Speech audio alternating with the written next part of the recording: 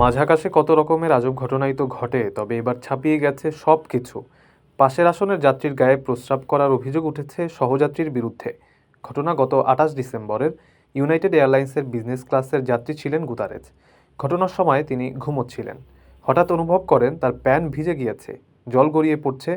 গুতারেজের সৎ মেয়ে নিকোল কর্নেলের বক্তব্য অনুযায়ী গুতারেজ প্রথমে ভেবেছিলেন তিনি স্বপ্ন দেখছেন। নিকোল নিউ ইয়র্ক পোস্টকে জানাচ্ছেন, পরে চোখ খুলে গুতারেজ দেখেন সত্যিই সহযাত্রী তার গায়ে প্রস্রাব করেছেন। এ নিয়ে বিমানকর্মীদের কাছে সাহায্যও চান তিনি, কিন্তু ফ্লাইট অ্যাটেন্ডেন্ট তাকে পরামর্শ দেন এ নিয়ে যেন কিছু না বলে, কারণ অভিযুক্ত যদি হিংস্র হয়ে ওঠেন পরিস্থিতি আরও জটিল হতে পারে। নিকোল ওই বিমানকর্মীদের ভূমিকা নিয়ে প্রশ্ন তোলেন, কিভাবে তারা একজন যাত্রীকে এই ধরনের পরামর্শ দিতে পারেন তা নিয়েও তিনি প্রশ্ন তোলেন। ইউনাইটেড এয়ারলাইন্সও ঘটনার সত্যতা স্বীকার করেছে।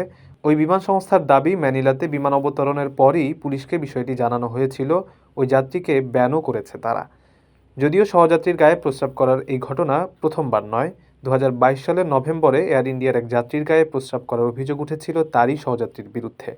অভিযুক্তকে গ্রেপ্তার করা হয়েছিল। ওই ব্যক্তিকে ৩০ দিনের জন্য ব্যানও করেছিল এয়ার ইন্ডিয়া। বিদেশ থেকে প্রিয়জনকে উপহার পাঠান প্রবাসী শপের মাধ্যমে। যোগাযোগ করুন স্ক্রিনে দেওয়া নম্বরে।